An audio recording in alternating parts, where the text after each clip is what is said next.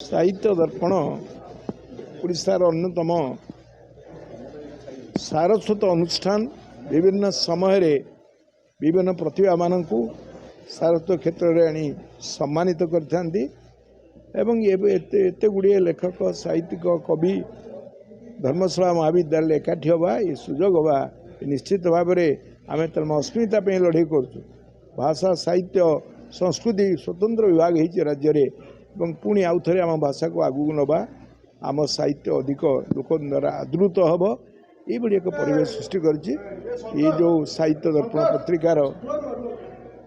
मु आहरी उत्तरोत्तर कामना करुच्ची धर्मशाला माटी ये कार्यक्रम प्रति वर्ष होती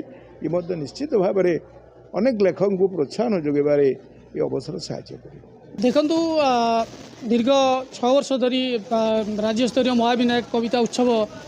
साहित्य दर्पण पत्रिका अनुकूल पालित होमर गोटे धारणा थिला जे केवल पोएट्री फेस्टिवल बा कविता उत्सव गुड़िक सहर में बड़ बड़ होटेल मे फेयर और अन्य स्वस्ति प्रीमियम यही जगार हुए तेणु मुझे परंपरा को भांगापी साहित्य को पूरा ग्रामांचल को आने सबू कवि मान को ग्रामांचल एकाठी करने ग्रामांचल साहित्यिक वातावरण को अत्यधिक उद्बुद्ध करने लक्ष्य यही महाविनायक कविता उत्सव आरंभ करी 2018 मसीह तेणु 6 वर्ष पहुँची मु धन्यवाद जनइबी ओडिशार कोण अनुकोण बहुत कवि कवयित्री गाल्पिक लेखक समस्त आसीथिले एवं विशेषकर धर्मशालार मान्यवर विधायक हिमांशु साहू एवं पूर्वतन मंत्री श्रीयुक्त अमर प्रसाद शतपथी गाल्पिक भीमपृष्टि कवि अभय नायक एमानकर उपस्थित उत्सव निश्चित भाव में मनोज्ञ होती मु भावुची नुआ पीढ़ीर साहित्य मान अत्यधिक उद्भूत कर निश्चित भाव निश्चय साहित्य दर्पण जो कार्यक्रम जोगदेली मत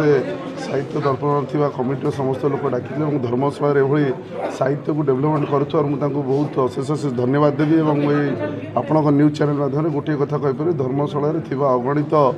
साहित्य को भल पाई लोक मैंने समस्त एकत्रित हूँ और समस्ते मिसिकी आमर साहित्य आम भाषा को केमती आम आगे नहीं जाम ओडिया भाषा को केमती आगू आगू नहीं जाए समस्त लक्ष्य रहा दरकार यही गोटे लक्ष्य बहुत बहुत धन्यवाद।